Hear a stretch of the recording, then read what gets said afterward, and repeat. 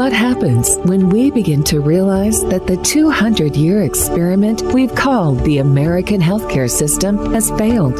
Tune in to Awakened Wellness with Mylaine Riobe, MD, and join the conversation about how to heal our broken system to reverse our current health crisis. The entire world is looking for answers, and the truth is hidden in plain sight. Learn how spirituality, ancient traditions, and cutting-edge science are merging to create a new paradigm of wellness every Wednesday at 12 a.m. and 12 p.m. Eastern Time, with live video shows every first and third Wednesday at 12 p.m. Eastern Time, when you can call in and ask the questions that matter most to you.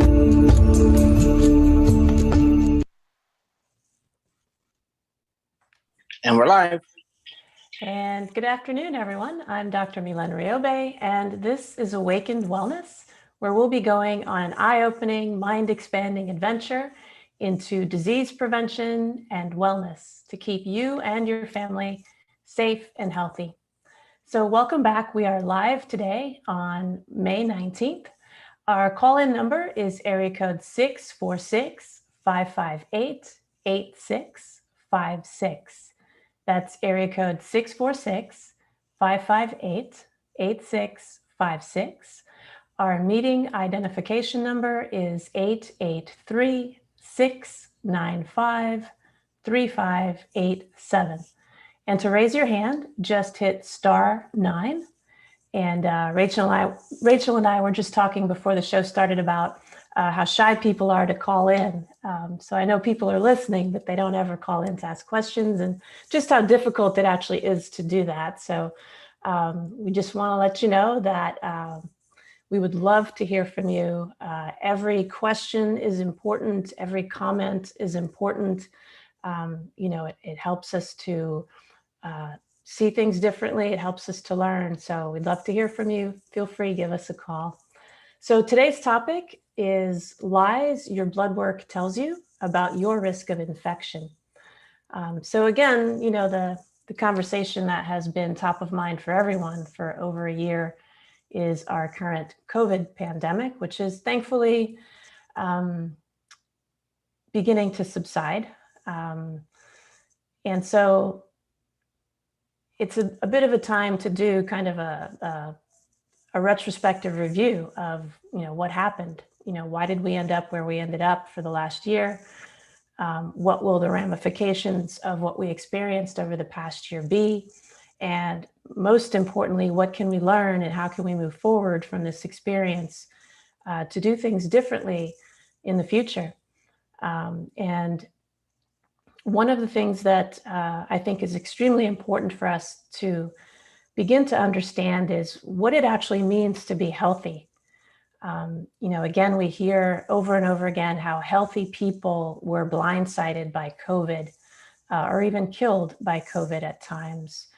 And so, again, whenever I hear that, the first thing I think of is they weren't healthy.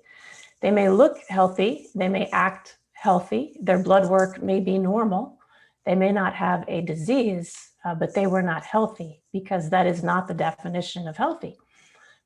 The definition of healthy is that all systems are functioning. The definition of healthy is the absence of symptoms. The definition of healthy is being whole, being fully integrated, and really essentially being an impenetrable fortress, right? That is the definition of healthy. And there are ways that you can define that. There are ways that you can look at that we'll be discussing today. So there's no such thing as I'm healthy today and I'm diseased tomorrow, except through a physical trauma like a car accident or a fall from a height or something like that, right? You can't go from being healthy to diseased out of the blue. There is an invisible spectrum that exists between healthy and disease that we travel along unknowingly until the usual tests that we get, such as blood work, now indicate a disease like diabetes, or tell us we've had a heart attack, or tell us we have cancer, for example. So there's this invisible place that we go to when we're not feeling well, but all our tests are normal, right? And again, Rachel and I were just talking about, normal blood work, right? The blood work always seems to be normal. There always seems to be nothing wrong. But that's not true. And we'll talk about why blood work deceives us today in today's podcast. In particular, in helping us to prevent things, in particular, in helping us to assess, how infection proof we are, right? Now, everybody occasionally will get sick, we'll catch a cold or something of that nature, but, we should be robust enough that things like COVID, and pandemics don't actually occur.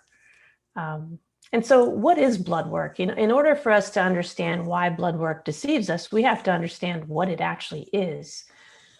So what is blood work, right? You go to the lab, your doctor has written an order for certain, tests to be performed for you. And you walk in and they draw blood from a vein and they process that blood and they send a report to your doctor. Now, your doctor may order, a battery of tests from what's called a complete blood count or a comprehensive metabolic panel, a C-reactive protein or any number of tests, hemoglobin A1C, a lipid profile, which includes cholesterol and triglycerides. So what are those things and what do they mean, right? So a complete blood count is a count of your white blood cells, your red blood cells, and your platelets. It's literally a count. They count the numbers of those cells in your bloodstream, and then they give that report to your physician. And so you can get a complete blood count with a differential. What a differential is they will subcategorize all the different white blood cells, neutrophils, leukocytes, all the different types of white blood cells that are present in the bloodstream. And again, what your doctor is getting is a count, how many of these particular cells are present in the bloodstream. And so what does that mean, right? First of all, what is the bloodstream? What is the significance of the bloodstream? So we understand our blood circulation to be extremely important for our survival, to be alive. Your body needs to circulate blood all throughout itself. And the purpose of blood flow is to bring nutrients, vitamins, minerals, proteins, fats, sugar, and oxygen to your cells. And also minerals to your cells, calcium, potassium, magnesium, all these things flow in the blood so that they can end up in every single cell of your body. And remember, you have up to 40 trillion to 100 trillion cells in your body. So your bloodstream carries nutrients, hormones as well, to every single cell of your body, no matter where it is. And that's what your bloodstream is there for. Your heart propels the blood and the blood flows all throughout the body. And then it finds its way into your cells, hopefully, right? And so when you do blood work, what does that mean, right? So I teach my clients to look at the bloodstream as a transportation highway. It is how the body transports all of the nutrients it will need to function throughout itself. So it's like a highway, so for those of us living in Florida, it's like the Florida Turnpike and I-95. So I tell people, if you ordered something from, say Amazon, and it's being transported to you, for example, a television set, let's say you ordered a nice shiny brand new TV, but it's not at your house and it's not plugged into your wall yet. It's not functioning, right? It's on its way, but it's not functioning. And that is blood work. It's on its way, but it's not functioning. And so when we check blood work, we're looking at what's on its way somewhere. So blood work is a measurement of what is in transit in your body, going from one place to another place. So in other words, going from one group of cells to another group of cells. When those things are in transit, they're not actually working for you. They are simply on the back of the truck going somewhere, right? They're not plugged in. Nobody's watching TV. It's just in the truck. So it's the same thing when we check blood work. nothing is functioning in the bloodstream. It's just being transported. So when we look at blood work as a parameter of our health, we can now see why that's not a good parameter, right? We don't know what's functioning. We just know what's in the building, but we don't know what's actually working for us. And that's one of the main reasons blood work is not useful. It's just telling you these random numbers, and you don't know what's actually operating inside your cells to induce body function. And that is a very significant flaw of blood work. Now, blood work will tell you when all hell has broken loose. It'll tell you when you have diabetes. It will tell you when you have a heart attack. Occasionally, it will tell you when you have cancer. It'll tell you certain things, but it will not help you to know those things are coming, or that they're about to occur. And it will not tell you once they have occurred, why it occurred and how to reverse it. And so blood work is just this random snapshot of random numbers that don't really mean a lot. And that's why we are misled into believing we're healthy when we're not. So the second issue with blood work is your body is really a miraculous machine that works flawlessly on your behalf. But its main concern is your immediate survival. So as a machine, if we look at the body as just a machine and without necessarily the spirit or the soul animating it, just as a machine, it is a device that helps us to be alive on planet Earth. And so its number one job is to keep us alive on planet Earth. And what keeps us alive to the body? It is our heartbeat, it is our breathing, and it is keeping the center of the brain that controls our heartbeat and our breathing functioning so that our heart can beat and our lungs can breathe. So our body knows and understands fully that if our heart stops to beat, we're dead. It understands fully if we stop breathing, we're dead. Everything else is on the back burner to the body in terms of immediate survival, right? So your body knows this. It is hardwired to have this as its number one, job every single second of your life, day, night, whether you're sleeping, whatever you're doing, your body is calculating how to keep you alive in the moment. Your body doesn't know how to tell time. So it doesn't know what might kill you 5 minutes from now. It only knows what might kill you right now. And it's always operating in a way that doesn't happen. And your bloodstream is a very efficient way that it does so. So your body knows I had better get, cortisol, oxygen. I had better get vitamins, minerals to the heart, or it will stop beating.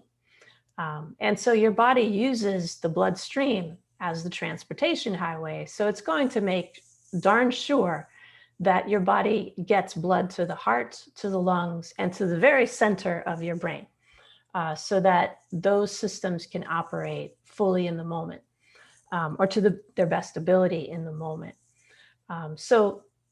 And it does it in a very genius way. And so if there's not enough to go around, let's say you're not getting enough sleep, let's say you're not eating properly, or you've been under tremendous stress for far too long, or you have perhaps a gastrointestinal issue where you're not absorbing your food efficiently, and there's not enough for all the cells, right? So there's 100 trillion cells in your body vying for the same vitamins, the same minerals, the same hormones, the same oxygen. And so if there's not enough for everyone, your body has a brilliant way that it makes sure that your heart and lungs and the very center of your brain get what they need first. And then it trickles down to the other systems in order of importance for immediate survival, right? So if we look at, hair follicles, for example, we don't need them for immediate survival. So those might be one of the first places not to get appropriate blood flow if there's not enough for everyone, right? So your hair may look dry, it may lose its luster, it may thin out, you may even lose your hair. That's your body's signal to you that it didn't have enough juice, it didn't have enough vitamins, minerals, oxygen, hormones to get to the hair follicles because it needed them for a more important system. Same thing with, your nails, your fingers and toes. You can technically have no limbs, but still be alive, right? And your body understands that well. And so the musculoskeletal system is not as important as your heart and your lungs and the very center of your brain. And so your body will shunt blood flow away. It will use your bloodstream to move nutrients from one group of cells to another so that your heart, your lungs, and the center of your brain get nutrients at the expense of the musculoskeletal system or the hair follicles, if there's not enough to go around. And so your bloodstream is constantly being manipulated by your body in order to assure survival. So it's always being normalized because it understands, I have to get this stuff to the heart. I have to get this stuff to the brain. I have to get it to the lungs, come hell or high water. And I have to do it at the expense of whomever else needs to pay. And so your bloodstream seems to be normal all the time because it knows it has to do that in order for you to survive. So when you go get your blood work done and you get the thumbs up, from your doctor's office, the nurse calls you and tells you, oh, all your blood work's normal. Take that with a grain of salt, because it doesn't mean your cells are normal. It just means that, yes, your body is able to normalize your blood flow to make sure your heart, your lungs, and your brain get what they need. But that does not mean the rest of you is getting what it needs. And so that is why blood work is always seemingly normal until something bad happens, right? So what happens when something bad happens? Like, what does that mean? That means that your body was trying to normalize itself, through the normalization of your blood flow to make sure your heart, lungs, and the center of your brain got what they needed, and kept having to take from more and more and more systems in order to do that. So the first system it might go after would be hair follicles, because that's, way at the bottom. You might see that your nails are thinner and brittle and things like that. As a sign that the tips of your fingers, are not getting the amount of blood flow that they need because they're being sacrificed so that your heart, lungs, and center of your brain can get what they need. Your hands and feet might feel cold, right? Why does that happen? That's because you're not getting as much blood flow to the hands and the feet because your body has more important places to send that blood flow. And then you start getting achy joints, right? Your shoulder starts to hurt, your fingers start to ache. Maybe they get a little deformed even. You're told you have, early stages of arthritis, etc. Again, that's just less and less blood going to those areas because your body is shunting it to top priority areas, heart, lung, and center of brain. And then even more important systems have to be sacrificed if there's still less and less and less over time. And so then your immune system gets compromised, right? So how important is the immune system? We think it's really important, right? We think, oh my gosh, I have to prevent myself from infection. If I cut myself, I can't afford to have my finger get infected and fall off. So the immune system must be important, right? It is. But it's not as important as your heart, your lungs, and the center of your brain. Because if you get an infection, you're not dead right now. You're dead at some undetermined point in the future. And your body doesn't care about some undetermined point in the future. It cares about right now. And so if you do have a gastrointestinal system failure and you're not absorbing properly, you have malabsorption, or you're not eating right, or you have too much stress, or you're not sleeping, or all of the above, you get less and less nutrients and oxygen into the body to begin with. And now you have this ongoing deficit. So you have a huge demand for nutrients and a smaller supply. So there's a supply-demand mismatch that occurs. And that supply-demand mismatch only gets worse over time because nobody's stress seems to ever get any better, right? It's very difficult for people to just completely shift their lifestyles and start sleeping 8-9 hours a night, eating perfectly well, absorbing all their food all of a sudden if they have a gut infection or an enzyme deficiency in their gastrointestinal system that prevents them from absorbing. So you get this constant widening mismatch. And so more and more important systems get taken away from. Now, that doesn't mean your fingers are going to fall off and things. So clearly you're going to get some blood flow to all the cells to keep them alive, but you're not going to get enough blood flow to keep them optimally functioning. So within the cells that are being taken away from, certain genes will not be able to be turned on because there won't be enough oxygen, there won't be enough hormones, there won't be enough vitamins to turn those genes on. And so those functions will be turned off. And that's where your hands get cold. That's where things get achy. That's where you get arthritis and, perhaps injure yourself, too easily. Or not recover from surgery as well, right? You may need shoulder surgery and all of a sudden, you're not recovering. That's because the blood flow is not going there because your body has more important places to send it. And so then your immune system gets attacked, so to speak, right? It doesn't get enough of what it needs. And now you're more susceptible to infections, except you don't know it because your blood work's normal. So again, when you get that complete blood count, it's just showing what your body is shuffling around to get to your heart, your lungs, and the center of your brain. It's not showing you other areas of your body. And so this is what's so misleading. And this is what I believe is at the heart of why we were so negatively impacted by COVID, is because people thought they were healthy because they kept being told they were healthy because their blood work was normal. But their body function was not normal. And so the bottom line is blood work does not reflect body function because blood work does not tell you anything about function. It just gives you numbers of things. It tells you how many white blood cells are in a milliliter of your blood. It does not tell you if those white blood cells are actually working. And so what's the solution, right? And that's what we'll be talking about on the other side of this commercial break. So when we come back, we'll be talking about, well, where can we go to find the answers and what can we do to be more prepared so that we stay healthy, prevent infections, and be more vibrant moving forward. So thanks for listening. We're here live on Dream Vision 7 Radio, and we will be right back.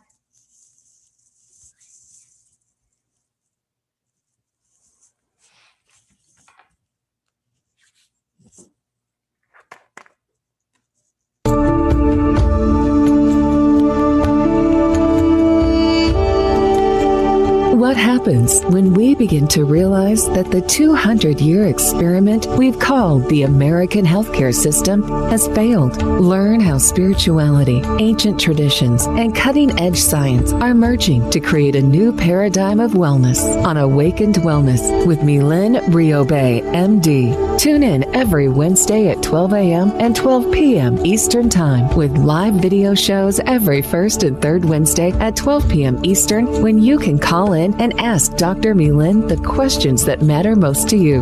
Dr. Mylaine is the medical director of the Riobe Institute of Integrative Medicine in Jupiter, Florida. For more information, visit RIOBE integrativemedicine.com. Dream Vision 7 Radio Network invites you in for this dynamic, forward-thinking show. Join Dr. Bernie Siegel on Mind Health Matters every Thursday and Friday, 12 a.m. and 12 p.m. Eastern Time on syndicated Dream Vision 7 Radio Network. Bernie will draw from his inspirational personal journey, offering us special nuggets of his sacred wisdom weaved through his delightful stories. Listen in as Bernie reminds us to be fully engaged in life. Ever wonder what it's like to have your own radio show? Well, wonder no longer, because you can dip into the radio airwaves by being host for the day on syndicated Dream Vision 7 radio network. It's a fabulous way to get your radio feet wet. It's an opportunity to market your business, modality, or book.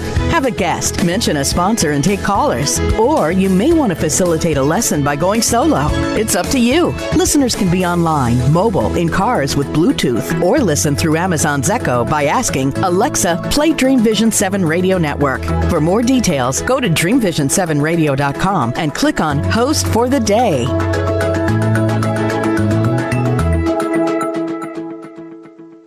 Omega Institute, offering workshops, retreats, and online learning dedicated to awakening the best in the human spirit.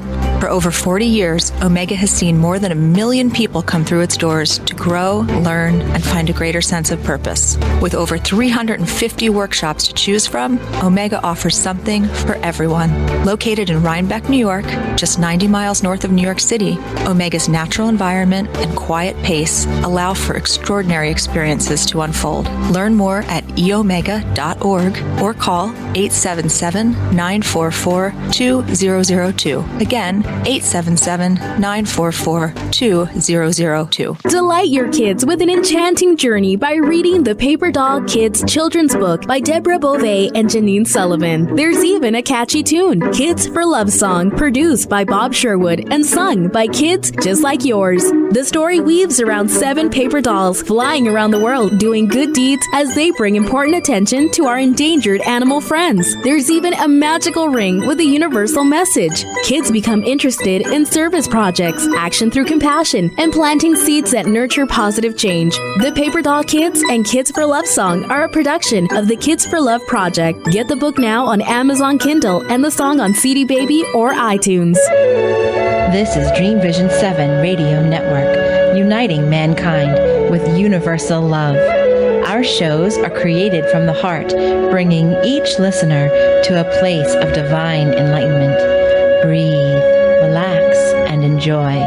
Let life flow.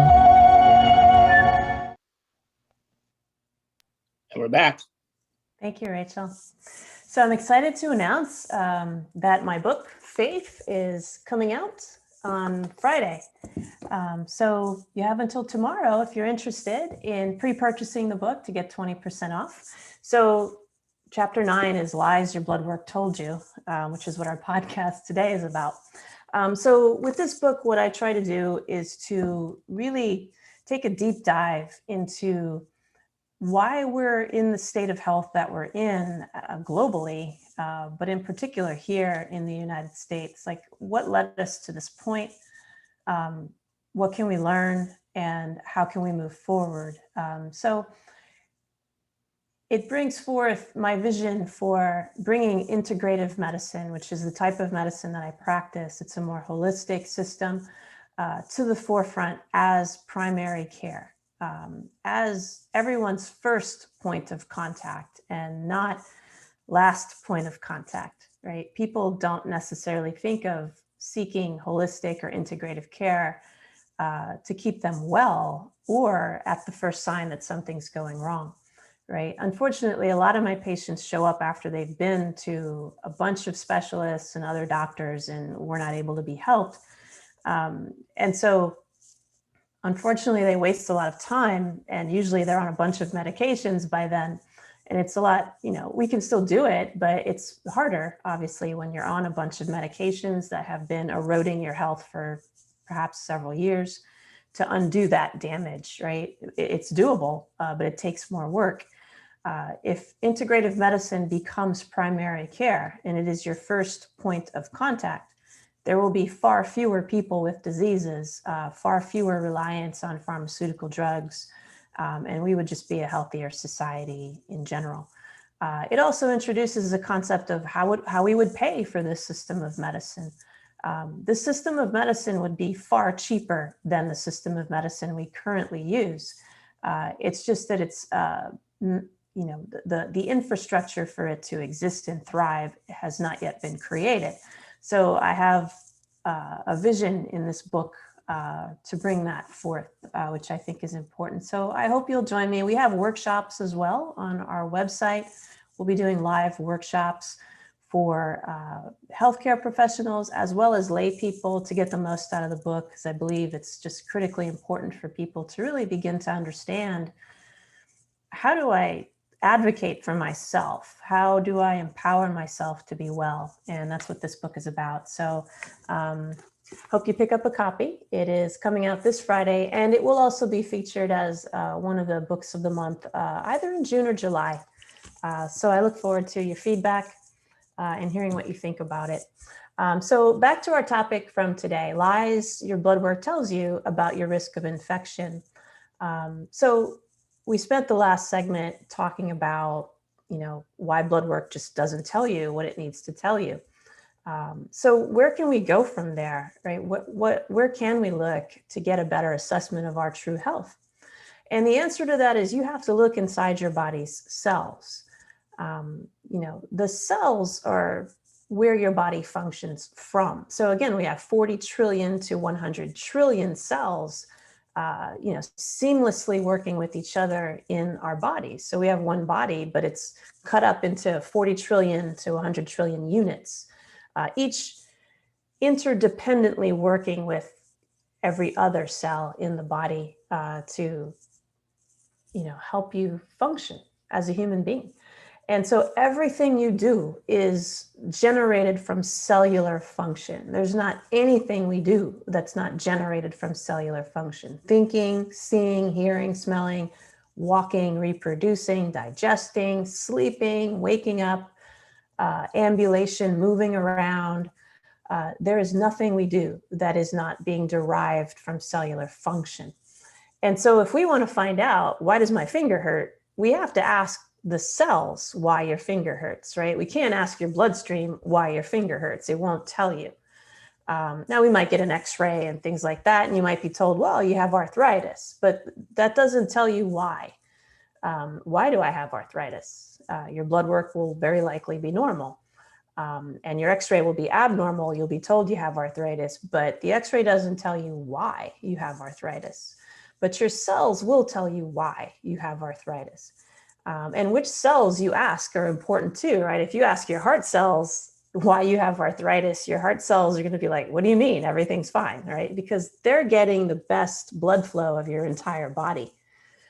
So by the time someone actually has a heart attack, that is because just about every other cell in the body had, the life sucked out of it, and there was nothing left to take to the heart. And so someone has a heart attack in response to that. But your body will do all that it can possibly do to prevent you from having a heart attack, because it thinks you're going to die if you have a heart attack, because that is the natural order of things. We die when our heart stops beating. Now, through the use of modern medicine, allopathic medicine, we have these, blockbuster clot-busting drugs that we can blast through your arteries to open them up. We have stents we can place. There's CPR. We can put you on life support. Get your heart going again. But your body doesn't know that. It just knows no heartbeat means I'm dead, and so I better keep my heart beating.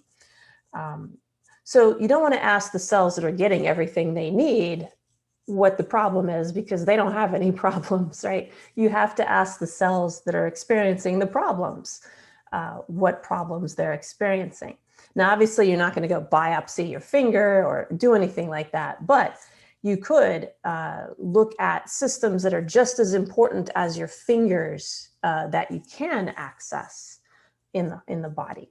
So you can access your immune cells very easily. So you can actually draw someone's blood, but you're not actually doing blood work. You're extracting out the immune cells from the bloodstream and testing the immune cells and asking them what's wrong, right? So that's something very easy that you can do. It's a blood draw, but it's a cellular-based test. And when the blood goes to the lab, they grow out the blood cells and they look inside of them. They do cellular-based testing to figure out a bunch of things. You can figure out so much, through looking inside your cells. And so you want to ask cells that are being deprived in the body what they're being deprived of. And then that gives you a roadmap to fix the pain in your finger. Because if your immune cells are low on 10 different vitamins and minerals, that's why your finger hurts. And so you have to then replace that. And you have to also find out, you're always asking why, right? In the field of integrative medicine, we're like annoying little kids, why? So why do you have 10 vitamin deficiencies is the next question, right? Is it because you're not eating right? Is it because your gut's not absorbing those vitamins and minerals? What is it? Are you outpacing the supply? Are you up too late? Are you not getting enough sleep? Is the stress in your life too much, overwhelming? Why? And you keep asking those whys, and then you fill in the blanks, right? So if someone tells you, well, yeah, I have some bloating and, I have occasional loose stools, well, okay, you probably have malabsorption. And then you want to then look at the gastrointestinal cells, right? Again, you can send that person for a colonoscopy. And if the symptoms are sufficiently severe, and if they're of the age where they would need colon screening, you would send them for a colonoscopy. But don't expect to get any answers from that, right? Because that's not a cellular-based test. Now, what does a colonoscopy do? It's going to exclude cancer. It might tell you you have diverticulosis, but it won't tell you why. It might tell you you have diverticulitis, but it won't tell you why. It might tell you have colitis, but it will not tell you why. And so again, you have to ask the cells lining the gastrointestinal system the why questions, and they will give you the answers. And so that's through a stool analysis. So there are, there are going to be cells sloughing off through the stool that will be analyzed. And then you can determine through malabsorption markers, you can determine through enzyme markers, excuse me, you can analyze the microbiome through that type of testing, and you will be looking at the bacteria that are supposed to live in the large intestine. You can tell if they're functioning properly. Again, you don't want to just know that they're in the building. You want to know that they're actually working. And so you want to do cellular functional testing. You want to know, are my enzymes working? Are my gastrointestinal cells working to absorb nutrients, or are they not working? Are they inflamed? Is the integrity of my gastrointestinal system breached and I have a leaky gut and things are just, flowing through unregulated into my body, and that's why I'm not absorbing, why? And so the gastrointestinal cells will tell you why, and then that will provide you the roadmap of what you need to do to fix it, right? So if someone is diagnosed with malabsorption, they may need more enzyme support. They may have an infection that needs to be treated to reduce the inflammation that's causing the malabsorption. And you'll want to support those people in a different way. So if they have tremendous malabsorption, IV nutrition therapies may be warranted. So they may have 10 vitamin deficiencies, but if you have an issue sufficiently severe in the gastrointestinal system, it's going to take months or longer to repair. You don't want to leave that person vulnerable. And so you would give them IVs as you're working to treat the infections and reduce the inflammation and move forward so that they absorb better. And so you have to look in the cells. You have to know what's going on in my cells. Also, the immune cells, when they are harvested and tested, can tell you if they're functioning, which is critical. Again, when you get a complete blood count with your blood work, you just see, oh, I have 10 white blood cells, 10, a count of 10 white blood cells in the sample of blood. Excuse me. But that does not tell you if those cells are actually functioning for you. But if you get a cellular test, you can get an idea of your immune system actual function, because what you'll see is how easily stimulated those cells are. So white blood cells need to be stimulated to function. If they're not stimulated and don't actually function on your behalf, they're not going to prevent infections for you. They're not going to attack invaders if they're not functioning. They may be there, but if they're missing 10 vitamins and minerals, they're not going to be able to mount a defense on your behalf, right? So you need to know, how much is my immune system actually working for me? And you can tell that from the micronutrient panel. You can tell that from a cellular-based test. They actually give you an immune score, which tells you how easily they were able to stimulate your cells to respond.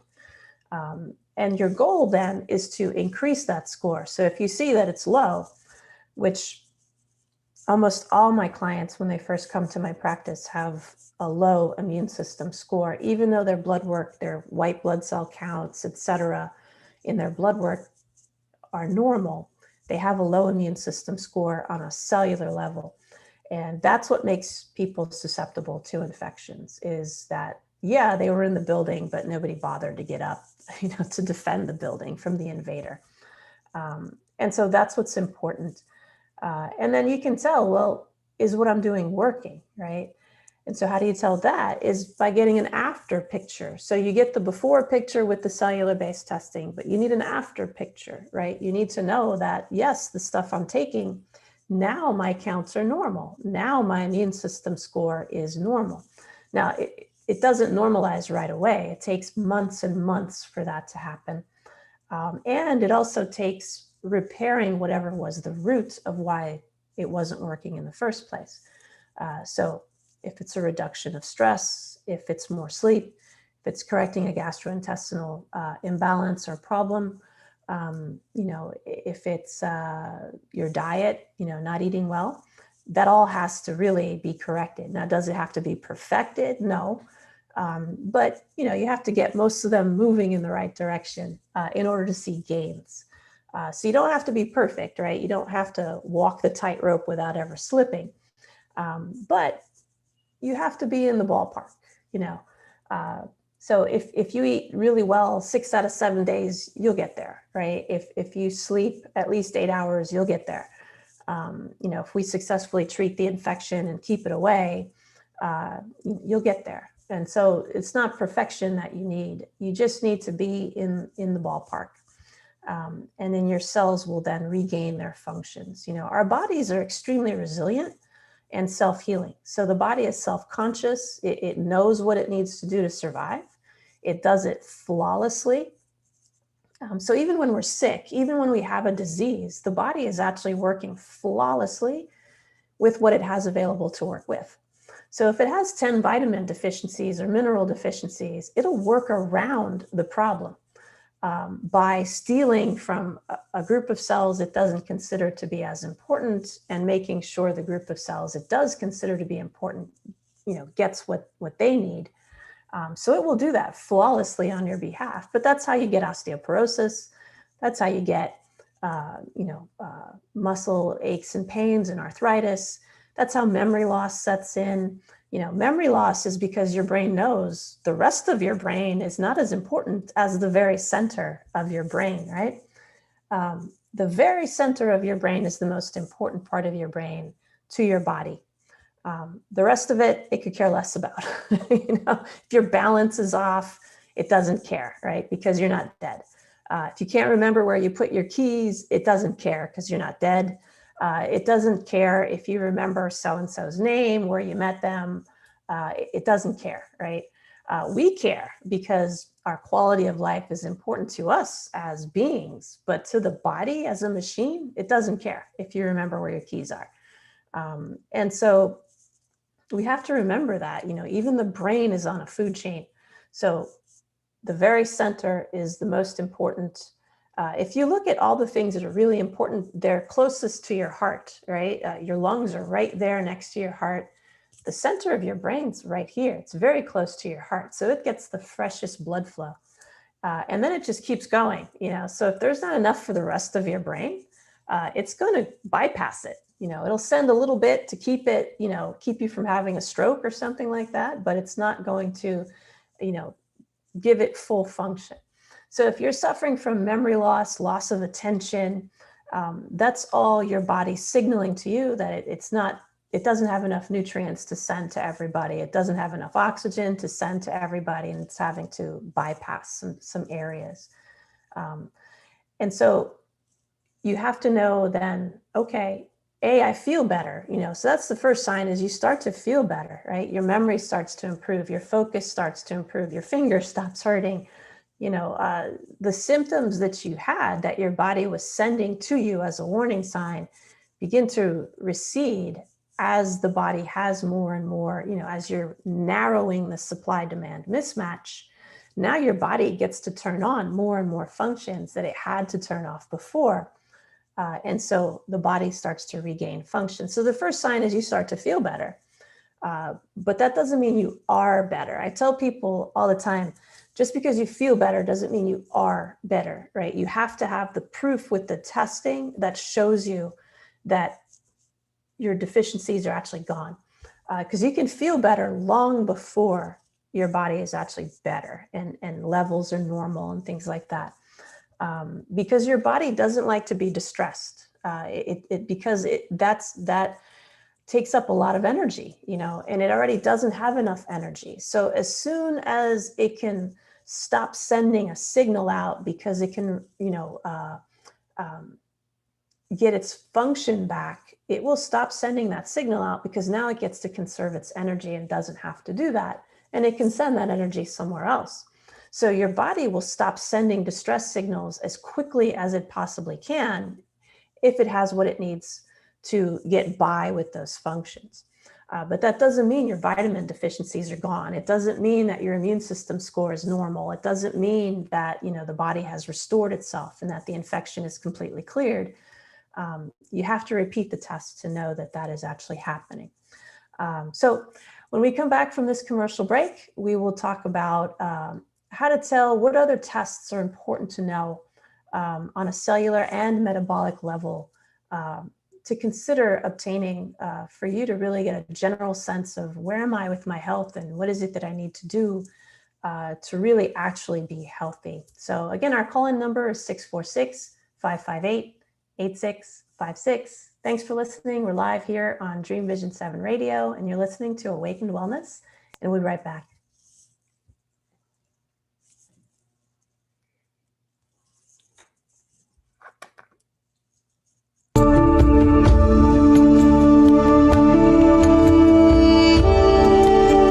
What happens when we begin to realize that the 200-year experiment we've called the American healthcare system has failed? Learn how spirituality, ancient traditions, and cutting-edge science are merging to create a new paradigm of wellness on Awakened Wellness with Mylaine Riobe, MD. Tune in every Wednesday at 12 a.m. and 12 p.m. Eastern Time with live video shows every first and third Wednesday at 12 p.m. Eastern, when you can call in and ask Dr. Mylaine the questions that matter most to you.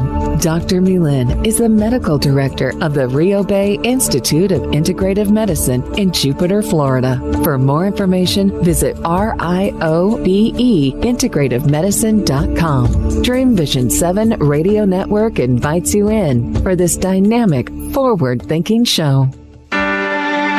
EDECIA is a U.S. nonprofit dedicated to the dream of ending childhood malnutrition for millions of children around the world through the manufacture of Plumpy Nut and other nutrient-rich, peanut-based, ready-to-use foods. EDECIA has already delivered life and hope to nearly 1 million children in over 26 developing countries. To find out how you can join EDECIA's dream of ending childhood malnutrition, please visit edeciaglobal.org. What if dreams can diagnose your life? What if we can meet the love of our life in dreams? Join host Kat O'Keefe-Canavis, the #1 internationally best-selling author of Dreams That Can Save Your Life, written with Duke University medical doctor Larry Burke. Dreaming Healing is where we'll explore dreams, research, and interpret dreams from you, the caller. Dreaming Healing shows can be heard every Tuesday at 9 a.m. and 9 p.m. Eastern, with live shows on the first and third evening at 9 p.m. Eastern, 6 p.m. Pacific Time on syndicated Dream Vision 7 Radio Network. Come live your dreams out loud with Kat. Are you searching for a way to help create global change? Dream Vision 7 Radio Network's vision is to have an eclectic group of radio hosts dedicated to educating, enlightening, and helping humankind with positive messages and tools that enhance lives using different modalities and programs. If you would like to join our team and help illuminate the universe, call Deborah at 508-226-1723 or Deborah at dreamvision7radio.com. This is Dream Vision 7 Radio Network, uniting mankind with universal love. Our shows are created from the heart, bringing each listener to a place of divine enlightenment. Breathe, relax, and enjoy. Let life flow.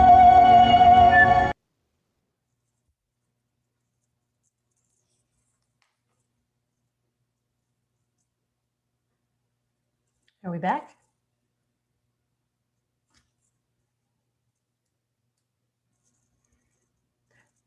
Rachel, are you there? All right, I will assume. I think we have a question here. Does a rare lymphangioma in adult come from a root cause, or is it hereditary? All right, I hope everyone can hear me because I can't hear Rachel. All right.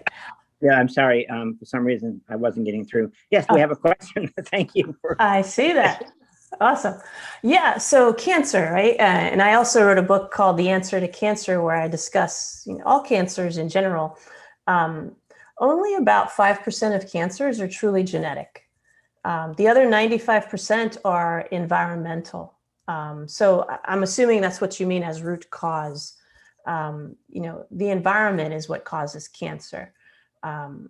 Rarely is it our actual genes. Our genes are there, and only if we got a mutated copy from a parent would that be a true genetic condition.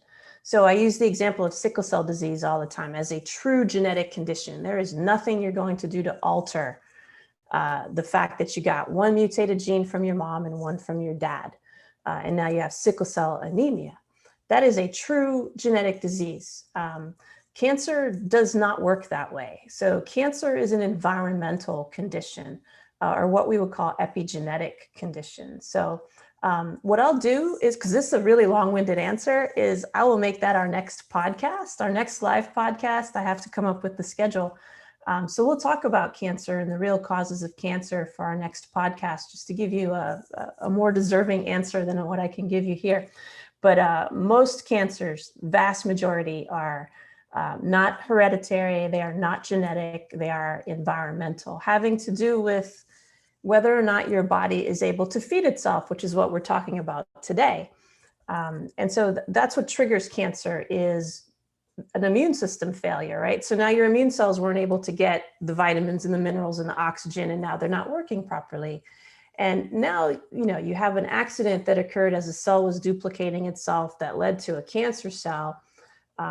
But now the 50 or so defenses that your body is supposed to mount to kill that cancer cell have all failed. That's how you get cancer, is a complete and total collapse of the immune system.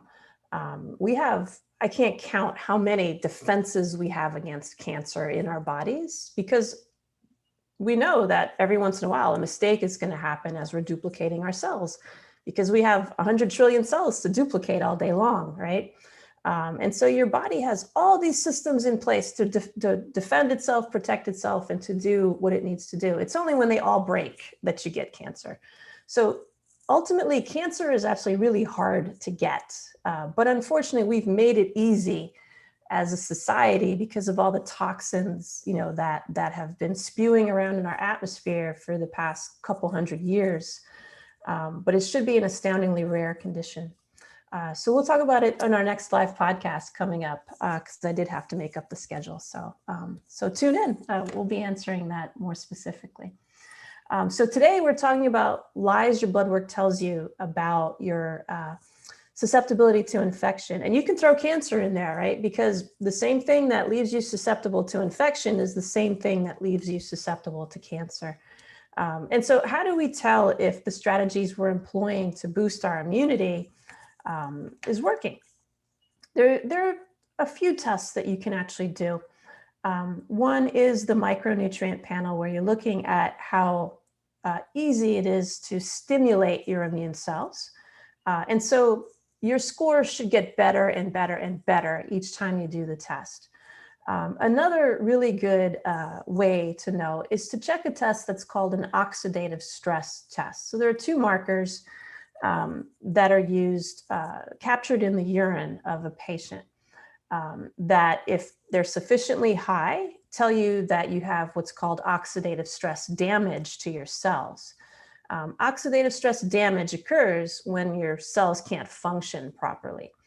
So that means they can't repair themselves. They can't be regenerated appropriately. And you can see these markers rising as a sign of oxidative stress. And so as your body is actually functioning better and better, so you're feeling better, the levels of your vitamins and minerals are coming up in your cells. And you can tell if all those things are actually functioning to make you healthier, because your oxidative stress markers should be declining. They should be going down. So your immune score should be going up. Signs of damage should be going down. And that will tell you that, yes, what I'm doing is actually working. Another great test to do is a telomere test. And that actually is blood work. The most reliable, stable test for that is blood work. But again, they're looking at cells, not blood markers per se. Telomeres are the ends of your chromosomes. So as your cells divide, which they do constantly, the telomeres get shorter as the cells divide.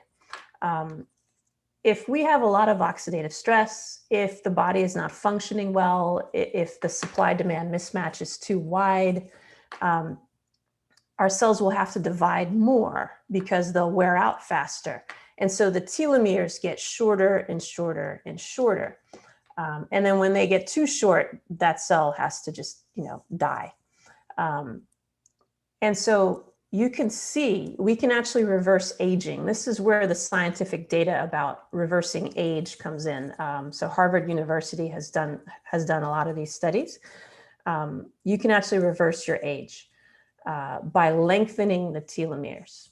And they've tried to come up with all kinds of crazy blockbuster drugs to do it, and nothing works except the good old-fashioned lifestyle changes. You have to get enough sleep, you have to drink enough water, you have to take your vitamins, you have to do all the right things that will help your body function better.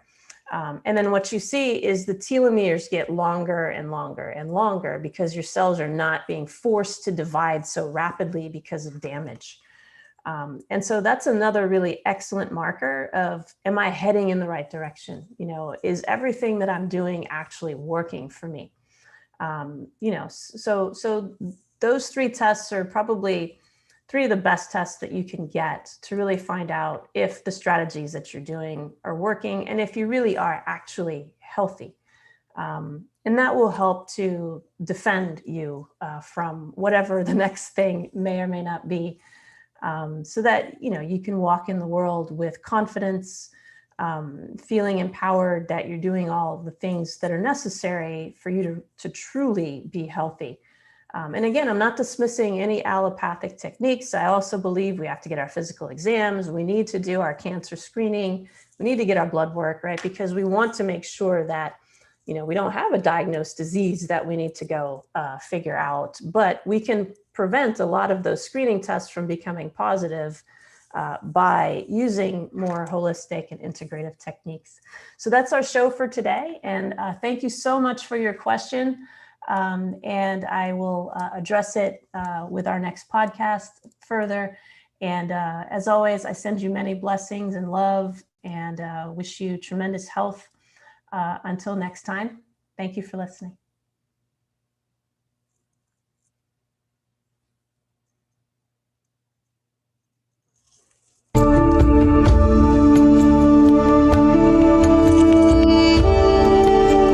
Join us next time on Awakened Wellness with Mylaine Riobe, MD, to learn how spirituality, ancient traditions, and cutting-edge science are merging to create a new paradigm of wellness. Awakened Wellness airs every Wednesday at 12 a.m. and 12 p.m. Eastern Time, with live video shows every first and third Wednesday at 12 p.m. Eastern of each month. Meanwhile, you can join our Facebook page at facebook.com/awakenedwellness and let us know what you'd like to discuss on future episodes. Dr. Mylaine is the medical director of the Riobe Institute of Integrative Medicine in Jupiter, Florida. For more information, visit riobeintegrativemedicine.com. This show is part of the Dream Vision 7 radio network. This is Dream Vision 7 Radio Network, uniting mankind with universal love. Our shows are created from the heart, bringing each listener to a place of divine enlightenment. Breathe, relax, and enjoy. Let life flow.